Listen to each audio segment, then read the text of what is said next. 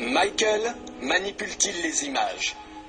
En 1985, des clichés incroyables de Michael Jackson endormi dans un caisson à oxygène défrayent la chronique. Et pourtant, la chambre hyperbare serait une folle rumeur que la star elle-même se serait amusée à inventer. Lorsque l'affiche du projet Believe est diffusée au public, les fans de Michael y trouvent d'autres raisons de douter. Michael continue-t-il de leur envoyer des messages?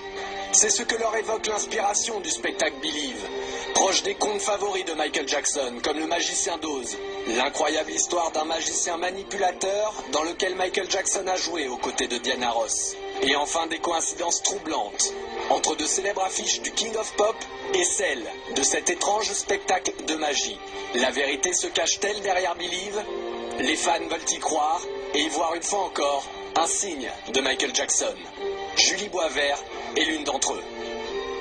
Qui est Julie Boisvert? Après le décès de son idole, Julie Boisvert se lance dans un voyage sous forme de pèlerinage sur les lieux symboliques de la vie de Michael. C'est comme si je perdais un membre de ma famille. C'est quelqu'un qui a fait partie de ma vie entièrement depuis que je suis toute petite.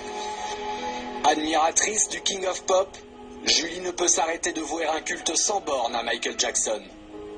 À tel point qu'elle décide de mener l'enquête, analysant les circonstances autour de cette disparition soudaine et faisant naître le doute sur Internet, à travers un montage vidéo précis et inquiétant. Michael Jackson aurait-il pris les traits d'une autre personne? Les proches de Michael sont catégoriques. MJ a toujours pratiqué l'art de la manipulation et du déguisement. Son frère Marlon, comme d'autres, raconte avec beaucoup d'humour ce goût de Jackson pour le déguisement. Je me rappelle avoir été un jour dans un magasin de disques. Il y avait cet homme qui achetait beaucoup de CD. Il avait une petite coupe afro et de drôles de dents. Et ses habits étaient affreux. Je me suis approché de lui et je lui ai dit « Michael, qu'est-ce que tu fais dans ce magasin ?» Face à cette fascination de Michael pour la transformation, de nombreux blogs relayent une étrange rumeur.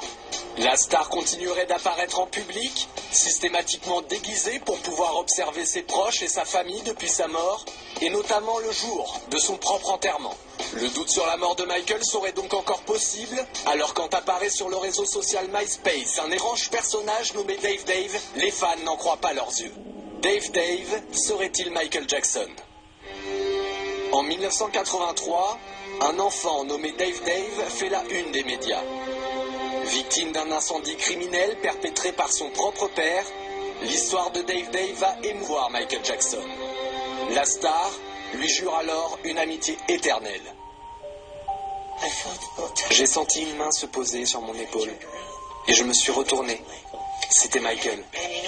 Et vous savez quoi, Larry? Ce jour-là, nous nous sommes promis une amitié qui ne finira jamais.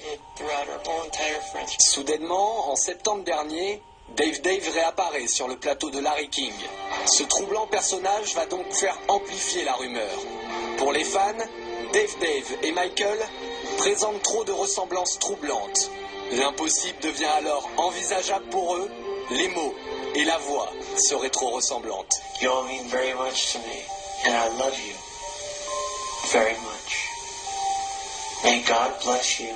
I love you very much, and may God bless you all. I love you. Ces étranges coïncidences continuent aujourd'hui d'alimenter cette théorie selon laquelle Michael Jackson ne serait pas mort, une énigme qui ne cessera pas avant que les fans aient trouvé ce qu'ils veulent, la vérité, leur vérité.